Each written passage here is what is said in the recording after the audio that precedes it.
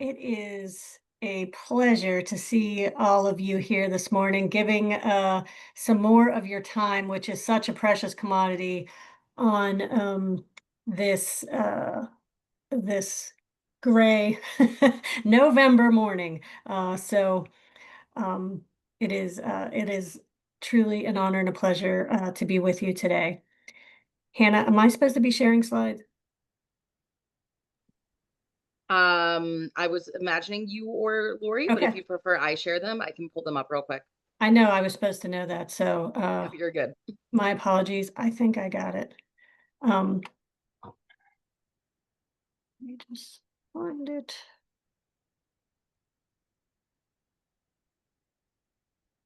Okay, we're gonna go up here to the beginning.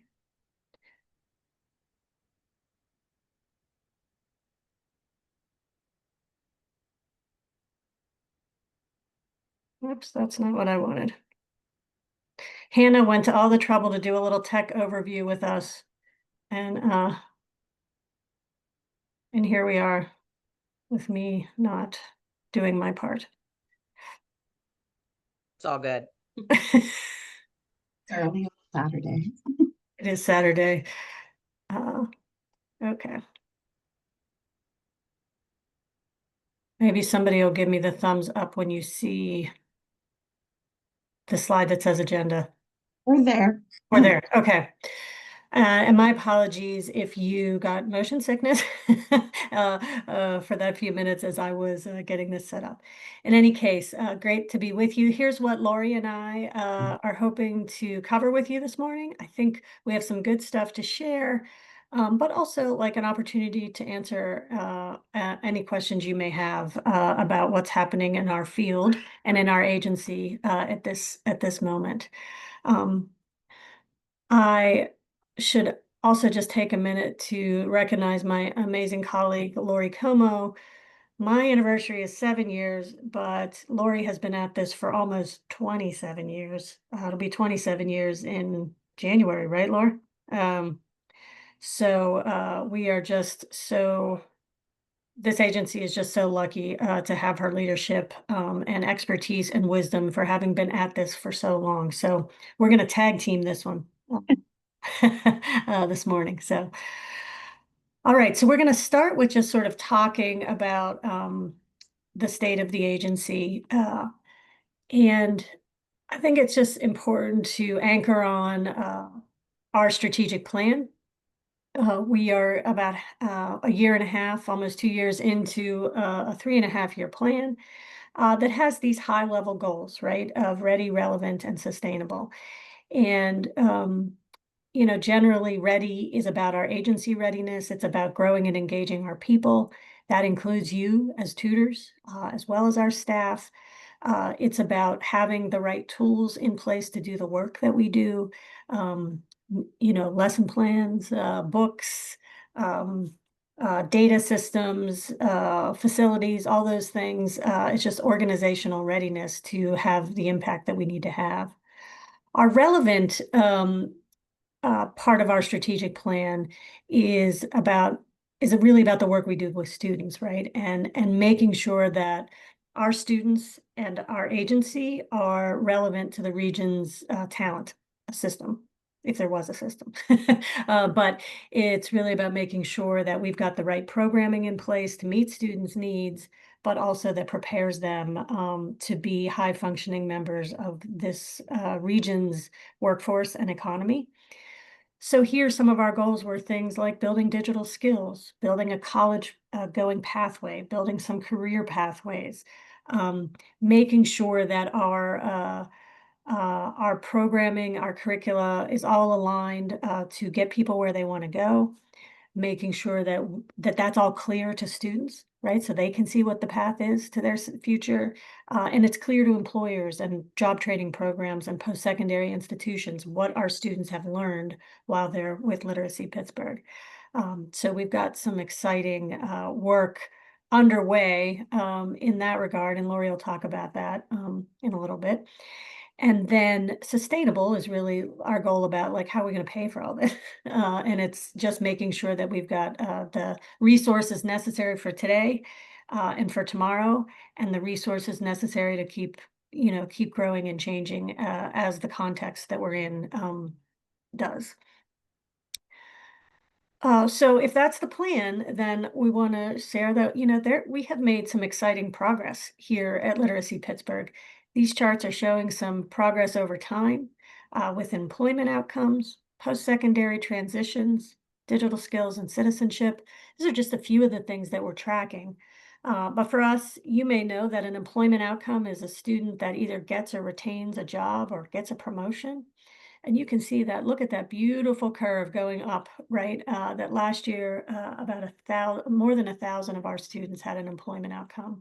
It's a significant increase over time, but it's really a 43% increase since the beginning of this strategic plan, which would have been, FY23. So that's a nice trajectory of growth. Our post-secondary transitions, also the trajectory is going the right direction. You can see some peaks and valleys here, but generally the trend is going up. And that difference is, a 20% increase since 23. So we're really pleased with that. And our HSE is not on here, but those, we're starting to see that uptick. For a while there, it was kind of flowing. So about a 4% increase in our HSE attainment. And digital skills, you can see, a steep, since we started building that program, a steep increase in the number of students attaining certificates either through the North Star program or Microsoft Office certifications. We had a little dip between 24 and 25, but that's because we had an open position for a few months. So we fully expect that that'll bounce again. Citizenship, you see this has lots of peaks and valleys, and it really has to do with how many students are studying with us and how ready they are. Some people need to study with us for years before they're ready. Okay, looks like I advanced to the next slide. So this is your role in some of this as tutors. You know that at Literacy Pittsburgh, we have a mixed delivery model. We have paid instructors. They are serving about 69% of our students, but you are serving 31% of our students. So that is a huge impact. Your service means that we can reach more people that we would not otherwise be able to reach. And it is, as I have shared, and I think many of you have heard me say before, it's really our origin story. Literacy Pittsburgh started as a volunteer tutoring program 43 years ago at Mary Ardumian's kitchen table in Mount Lebanon. And here we are today, one of the largest providers of adult education, definitely the largest in Pennsylvania, one of the largest in the country. And tutoring has remained a core part of our delivery model. And in fact, the largest adult tutoring program in Pennsylvania, like by a large margin, like we're like 7 times larger or something than the next biggest program. So we're really proud of being able to call you all friends and colleagues in this in the work that we're doing. You can see here the way you've contributed in terms of hours, and that our auditors say we have to value that every year. Like, what is the value of your tutoring time? So it's at least, $571,000. To me, it's invaluable, but it is, that's a significant boost to our bottom line for sure. And then many of you make a financial gift as well as giving of your time and yourself to your student. And so last year, 96 of you made gifts totaling over $70,000. So we really thank you for those of you who are able to make those kinds of gifts, and those who may want to. You may know there's a tutor campaign going on. It is very much appreciated, and it helps us support you, helps us provide tools, books, staffing support that makes all of this possible. So thank you for that. So not only is this what you've contributed to our work, but this is what the impact was in the last program year. Your students continue to make gains equal to or better than our class-based students. So that's pretty impressive. 40% of the outcomes, employment outcomes, were from tutored students. So that's a bigger impact, an outsized impact on employment outcomes if you're if you're 30% of the delivery model, but 40% of the students with employment outcomes, right? That's an outsized impact. Tutors helped 13 new citizens, 13 people become new citizens. 11 of our students transition to post-secondary job training. 12 GED grads, that's 7 more than the year before. And then you see these more than 300 students improving their English, more than 300 improving their score on tests, and 120 improving reading, writing, and math. So give yourselves a hand. And I thank you. And I know the whole staff at Literacy Pittsburgh and the board and donors all thank you. And most of all, your students thank you for this amazing contribution. So what's next for Literacy Pittsburgh? We've got lots of great stuff happening. I'm going to turn it to Lori to talk a little bit about some of these programming enhancements. Thanks, Carey.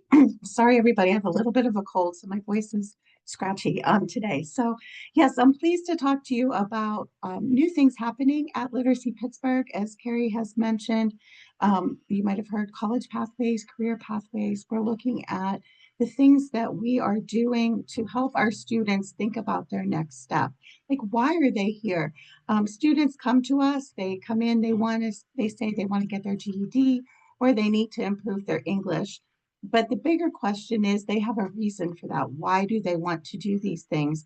And most of the time it's they want to get a better job, or they want a career that's going to be able to pay a family sustaining wage, or they want to be able to set an example for their children of what they can do. So at Literacy Pittsburgh, as part of our strategic plan that Carey mentioned, we have embarked on building out clear, defined college and career pathways for our students.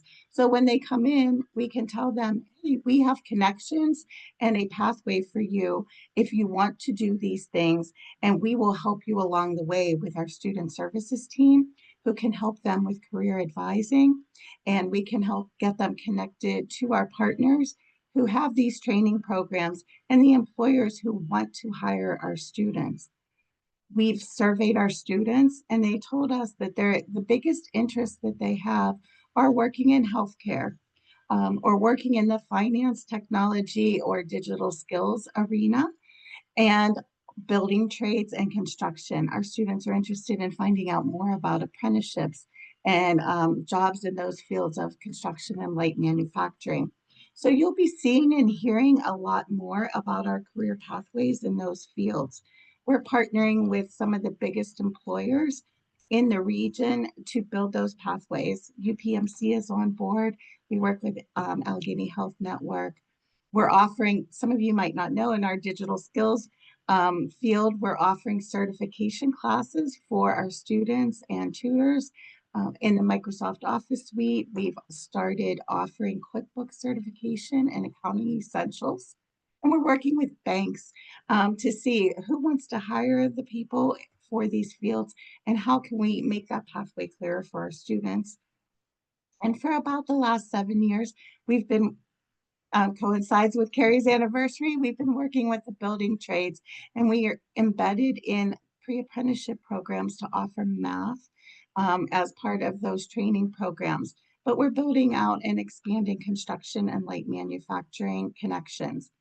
You'll start to see, oh, somebody said FinTech, finance and technology. So that's an abbreviation, FinTech, finance, technology, and we also loop in IT. So it's like kind of a broad category, things along anything you might need, those technical skills, computer skills to do those types of jobs.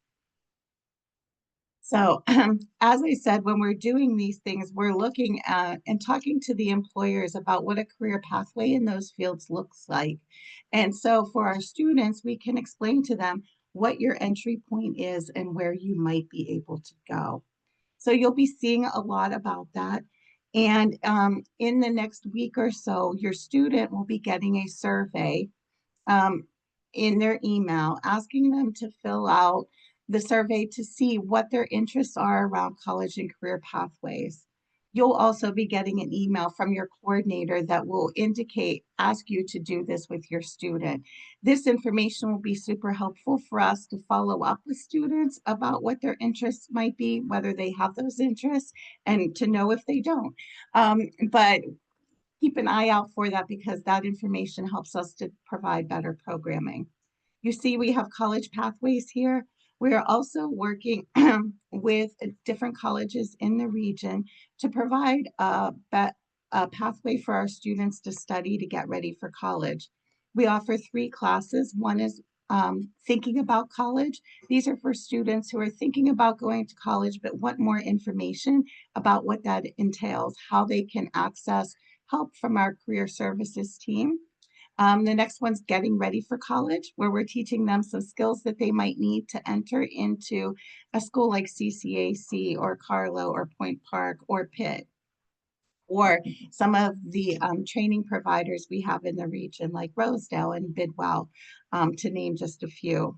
And then we have a writing for college class that's been taught by volunteers as well as staff. And if your student wants to practice college writing, we'll have another one of those classes starting in January. But we also offer college, a college fair in the spring, which will be coming up so people can learn more about the colleges. And we will also be offering a series of lunch and learns on some of the programming that our partners are offering. So those will be in the student and tutor newsletter. We're also expanding. Some of you may know that we also do, in addition to adult education, we do some child programming through our family literacy and child programming department. And we have the OASIS intergenerational tutoring program in schools, but we've launched a program called ERAS, which is another in-school tutoring program where we have volunteers modeled after the work that you do, but we have volunteers going into the schools. We're partnered with Clareton School District and Catalyst Academy, where our volunteers go in twice a week and do some reading tutoring with children selected by the school. The tutoring is based on a phonics approach, and the lesson plans are provided. And the tutors go in and work one-on-one with a student 2 times per week. And we piloted this program last year and we saw great results. So we're looking to expand that tutoring program into other schools in the coming year. So right now we're serving about 100 to 120 students with about 50 tutors in that tutoring program. So it's another nice opportunity if you have friends who might be interested in working with children in those school districts. So you can see lots of things are happening in the programming, and Carey is going to talk a little bit about how we're leveraging AI. Yes, thanks, Lori. So I would also say right now we're in those 2 school districts, Catalyst and Clareton, but we are working to expand into some neighboring school districts to them. So we will be looking for more tutors. So if you have friends and family, as Lori said, that are interested in working with kids instead of adults, please send them our way because we'll be in need of more tutor resources for that. So I think the last piece is leveraging AI. Like everybody else on the globe, Literacy Pittsburgh is trying to figure out how AI can be useful to us and improving our processes and making our work more efficient. So far, we've worked in 2 ways. Actually, AI was embedded into the development of the ERAS tutoring program. So in the first year and a half of the pilot, students worked one-on-one with a tutor in person and filled out an exit ticket that AI used to develop the next lesson, right? So what did the student learn? And what didn't they learn, and how does that impact the next lesson? So that was a super powerful way to leverage AI, and was partially responsible to 90% of the students in the pilot program making gains in the phonics assessment. We've also been leveraging it internally to help with sort of staff questions about data entry and data processes. So our manager of data and information has been using it as a way to just almost be like a quick on-demand response for training new staff, but also helping them like, wait a minute, how do I enter this data into the system? What's the process? We're looking at ways that we might leverage AI to help build those student plans related to career and college pathways that Lori mentioned. That's really early. It's like an idea at the moment. And so it's not even really scoped out as a full project. But given the scale of our program and this, the fact that we have, 3 career advisors on staff serving 3,400 people, we're hoping that AI could be leveraged to make that funnel a little wider for helping students build those plans. So we're cautious. I'd say we're pretty sober about AI and just cautiously exploring what's possible and what's affordable as well. So we're doing all this in what I don't think you need me to convince you. It's a pretty complex landscape, right? Today, our federal funding is uncertain. You may know that federal funding makes up about 30% of our annual operating budget at Literacy Pittsburgh. Where does it come from? It comes from what, was the Department of Education. We are considered Title II of the Workforce Investment and Opportunity Act. That is federal funds that flow to states to support the nation's workforce system. Adult basic education has been part of that since the beginning. And the president skinny budget has proposed eliminating that line item. And the House of Representatives in their appropriation bill agreed with the president's budget and zeroed it out. The Senate in its appropriations process did not agree and kept it in there. We have been fighting with our national group, not fighting with them, but fighting alongside them for an increase in that line item. And we're looking at potential elimination. So it's a serious threat. It feels more serious by the day when the federal government is shut down. There's no negotiations. People are losing food and healthcare benefits. So it, feels like if that's what we're willing to give up for our citizens and neighbors, doesn't seem to bode well for what we're willing to give up in terms of education. That said, we've been fighting for our money all summer, and many of you were part of that work, advocating with us. And so we thank you and urge you to continue to do that, especially until this budget issue is resolved. I would say, if this funding is eliminated, it's 30% of our budget, that is not going to have a small impact, right? It will have significant impact for how many students we serve and how we serve them, and likely, means a greater reliance on our tutoring program. We're always grateful we have this tutoring program. We will be more grateful if this sort of worst case scenario becomes reality. I would say as a related note, we all know this, right? Not only is there a federal budget impasse, but there is also a state budget impasse right now. And because of that, because of the fact that our federal funds flow through the state, we're not getting either at the moment. So together, the state and federal funds make up about 50% of our budget, and none of that money is flowing right now. So, Literacy Pittsburgh, like many nonprofits, are floating our operations on generous donations from individuals, corporations, foundations, and any reserves we've built up over time. Thankfully, Literacy Pittsburgh has reserves, and we expect to be able to wait this out for the year, but the timing issue is manageable. The sort of loss of 30% of your operating revenue is a business model challenge that we will have to make significant changes related to. The other part of the complex landscape, as you know, is that the new administration's approach to immigrants and immigration, likely we're already seeing sort of diminished opportunities for immigrants, diminished opportunities to learn, to work, and to access safety net programs. And so, there is a bit of a chill in the immigration community. So far, we have seen our pipeline is still full. We still have plenty of English language learners coming to Literacy Pittsburgh.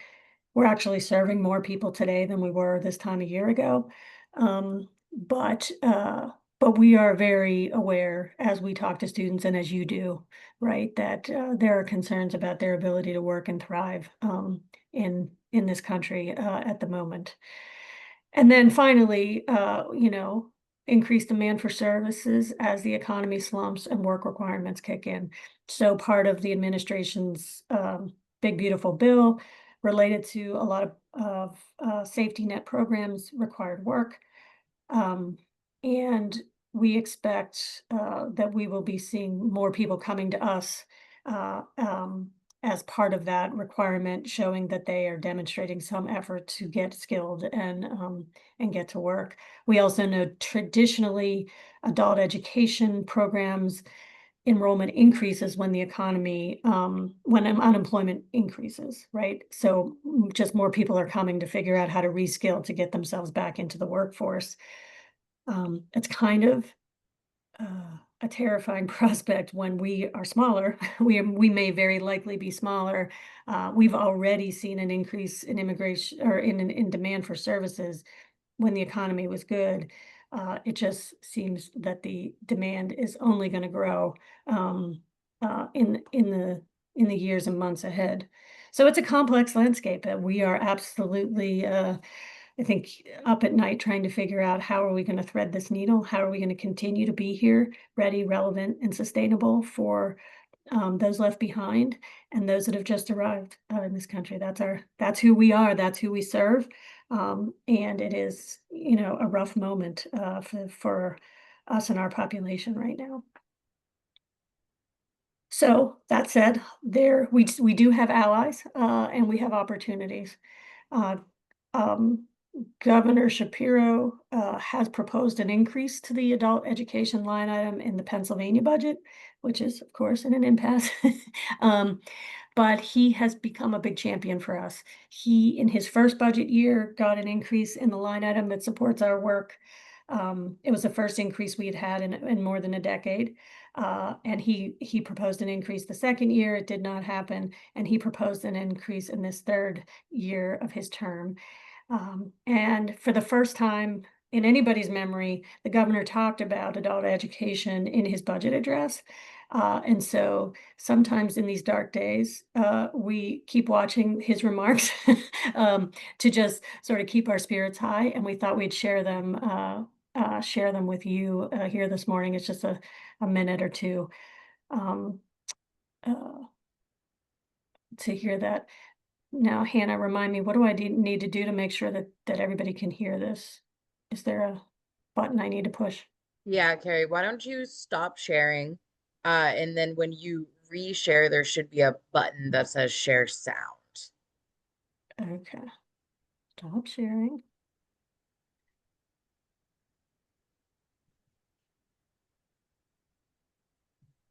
Oh, I see it. Thank you. Absolutely. Should I optimize for video sharing? No, just the share sound. Okay, thank you.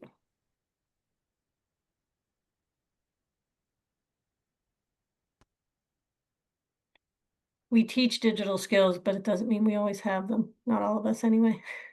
Did you know that there are 650,000 Pennsylvanian adults who don't even have a high school degree? Alexandra McDowell took an adult literacy class and then got her GED, which allowed her to get a job as a home health aide. These classes are the bridge to more people getting a GED.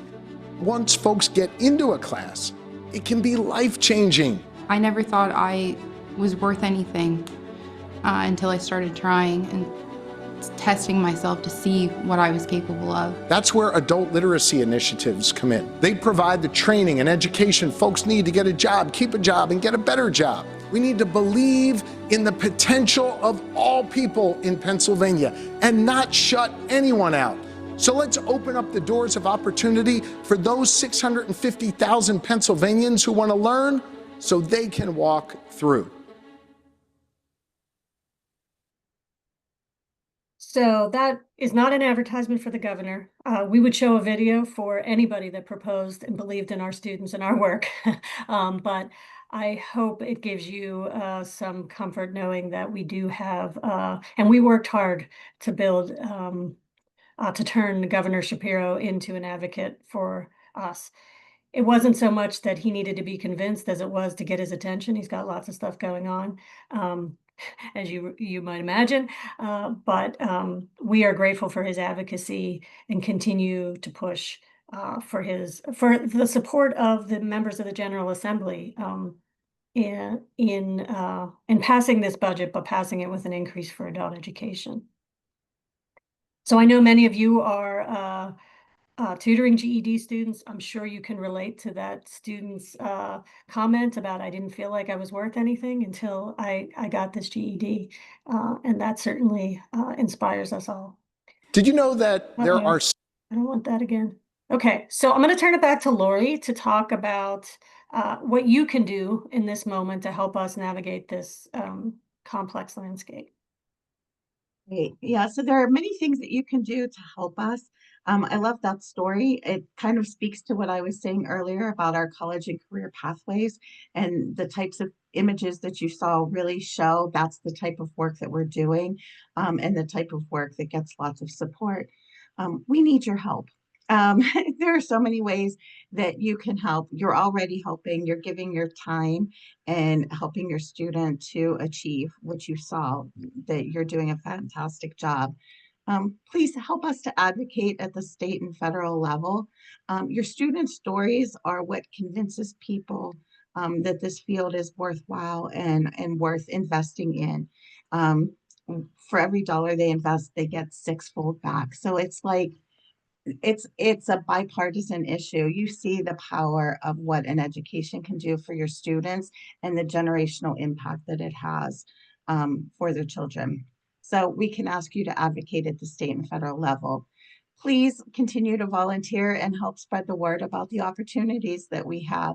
At any one time at Literacy Pittsburgh, our waiting list is about 300 students. About half of those are waiting for volunteer tutors. And that doesn't include the volunteer tutoring that we do through our ERAS program that we mentioned before. We're happy to give you more information about that. But, and we're recruiting all kinds of other volunteers as well. On our webpage, you can see there are maybe a half dozen or more different types of volunteer opportunities to get involved with Literacy Pittsburgh. And we can ask you to continue or increase your gifts to Literacy Pittsburgh if you're able, or telling friends about that. As Carey said, in these uncertain times, we are continuing to look to diversify the funding that we receive to be able to continue to provide free programs for all of those students who are seeking our services. Next slide will show you some other tools that we have that might be able to help you. I don't know, maybe you can raise your hands, probably a challenge to do that, but how many of you know that you are a member of a broader system of adult education professionals, both in the state and across the country? Literacy Pittsburgh has a organization membership with PACE. So you may get some of those emails in your inbox. And PACE is the Pennsylvania Association for Adult Continuing Education. And all of our volunteers and staff are members of PACE. Yay, great to see lots of thumbs up there. I am your PACE president this year, and Carey is our membership chair, and Caitlin, who's our director of family and child programming, is our conference chair. So we're very invested in our state organization. So you have a membership to PACE, it's free. And what does that get you? We send out tools to help you advocate for adult education. We try to make that as easy as possible for you, and we partner with COABE, which is our national association, and I'll talk about that briefly in a minute, to set up what they call like a 3-click campaign, where we craft the message for you that you can edit or change. But if you fill out the form, put in your information, it will send the message to your legislators and senators, representatives, whoever we're advocating to. It makes it easy for you to advocate. Your PACE emails will also share information about the state of the budgets or different things that are affecting the work that we do, the newsletters and things that we send. So they're not very long, but it gives you a little bit of a sense of what's happening in the field. One of the other things that we always hear from tutors and staff is that they want opportunities for professional development. So one of the other missions of the state association is to provide professional development opportunities for people to continue to hone their practice. And we do that through some different webinars that are offered through PACE, but also through COABE. And we also do that, two big things that PACE does is we run an annual conference and we do advocacy. So we host an annual conference at State College. This year it's slated for the end of April. And there will be some more communication coming out about that. One thing we also do at the conference is recognize people in the field who have made outstanding contributions to the field. And Literacy Pittsburgh has been fortunate to have our staff and tutors recognized for their excellence in the field at the state conference. If you want to see more, it's easy to click on the link that's in the slides, or to go to pacesite.org for more information. But as I said, you could go to the next slide. We are your free membership in PACE also affords you a free membership in COABE, which is the national organization, coabe.org. They offer a multitude of professional development and resources for you. That's one of the reasons we want to be a member of COABE, is that you get access to so many adult education resources and professional development opportunities. And they also have the system for advocacy and news alerts that help us to continue to support and advocate for the field. But you might not have known about these benefits through COABE. And you can also sign up your adult learners. They can have a free membership to COABE. So if you go to coabe.org/membership, your adult learners can sign up and become have a free membership there. There are some professional development opportunities for you and for your student. And you can click through the website, but a couple that I pulled out for you are that you can take advantage of Google Career Certificates for free. So our staff have done a lot of these as well. So it's a great benefit.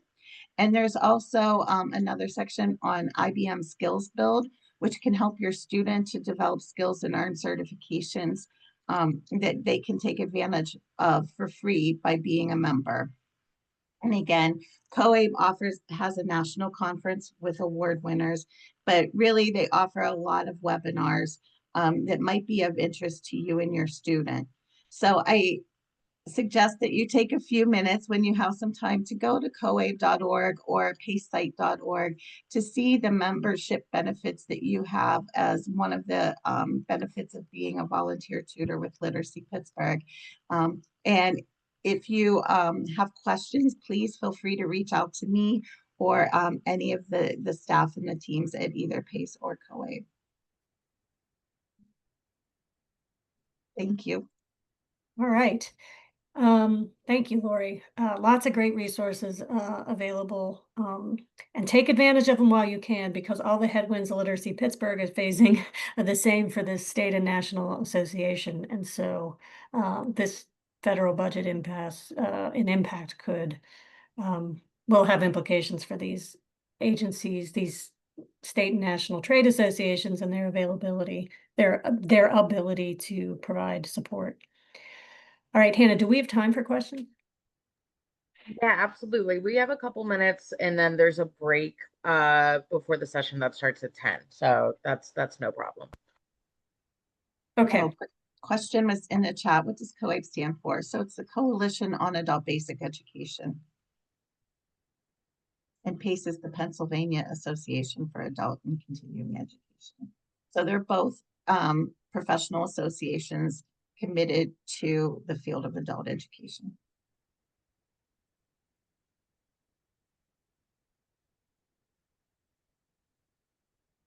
Yes, there is a login for that, and I'll put my email in the chat. And we can get you your membership number for PACE. We have those, it gets sent to you, but we can put those in and either Hannah or I can get you those. Lori, is there a singular Literacy Pittsburgh membership number, or is it a unique? No, they each have their own. Thank you. The one for COABE is really easy to get. That's where you're going to have more professional development opportunities. Where you need your membership number will be for COABE. And if you go to the COABE, maybe go back to that slide if you can. I think it's coabe.org/membership. It'll ask you for your last name and your email address, and it'll give you your membership number pretty quickly. There's so many Google certificates that you can go through and take a look. It's more about what's of interest to you for Google, but Katie and Katie, Lindsay, the team might have some ideas, or Nicole on our digital skills team. But if you have a question about the Google career certificates, reach out to your coordinator and we will get you help. Nicole Johnson on our team is kind of the expert on the Google Career Suite.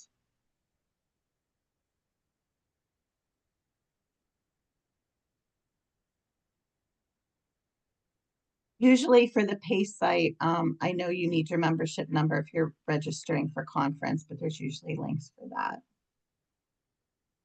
And we have a master list. Any other questions?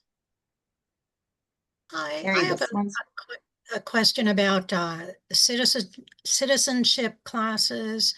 Are they ongoing?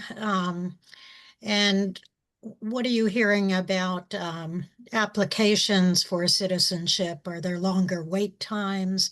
I know there are greater risks with it. Mhm. Well, Lori, do you want to take the class question? Yeah, we still have citizenship classes. We don't have the same grant. USCIS took away the citizenship grants, but we have three classes that are still meeting. There might be a small waiting list for those, but for tutors, we can still support tutors in helping their students with citizenship. We have the resources for that. And we have our YouTube channel, which is really good to access a lot of lessons and information about the citizenship process. And again, Nicole Menino Johnson has set up the YouTube channel with a lot of information that we can give that to you as well. But we still continue to offer the services and the support for that. Okay, thank you. Sure. Carey, there's some questions about advocacy in the Can I chat. just jump in real quick about citizenship? I just put a link in the chat for the USCIS average processing time. So that's for all sorts of different cases. The case that you would look up for citizenship is the N400. So you can put in N400, naturalization, and then Pittsburgh to see the average wait time. I just did it myself, and it looks like it's saying that 80% of cases are completed within 9 months. So that's the average wait time right now for Pittsburgh. I'm going to put the link to advocate at the state level in the chat here in a minute. So there's an email you sent. It's really the adult and family literacy line item in the Department of Education's budget that we're asking for support for. So let me put that in the chat.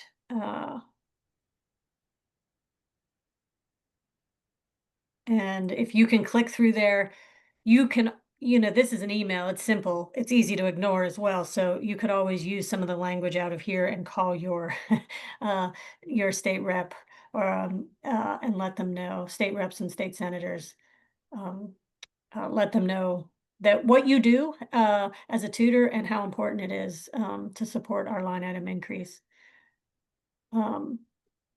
Carey, there was a question in the chat coming from Andy about corporate giving right now and our companies stepping up in this challenging time. Yeah, so corporate giving is challenging right now. Most of our corporate donors are so far sticking with us, but one I can think of has sort of reducing giving. They're dealing with tariff uncertainty and all sorts of economic uncertainty as well. And so, um, there just isn't as much corporate, at least corporate money coming onto the street. Similarly, foundations, you know, I think they're all trying to figure out how they could possibly fill the gaps. You know, I heard a data point a few months ago that said if all the foundation money in America was put together and put out on the street, it would not fill the gap of the federal funding that has been cut, right? So it's not, there's, if they all took all their endowments, all the money and put it out on the street and spent it down at once, it wouldn't make up for the amount of federal funding that is being pulled out of the nonprofit sector. And it would be gone in a year. So, Mies, are there, I'm did not I seeing answer your question? Are there other? I'm not seeing any other coming through the chat right now, and I'm gonna put my email in the chat. And people, if anyone has any other questions, feel free to reach out to me. I can get answers. For time's sake, just to give everyone a break before the session, I think that we'll probably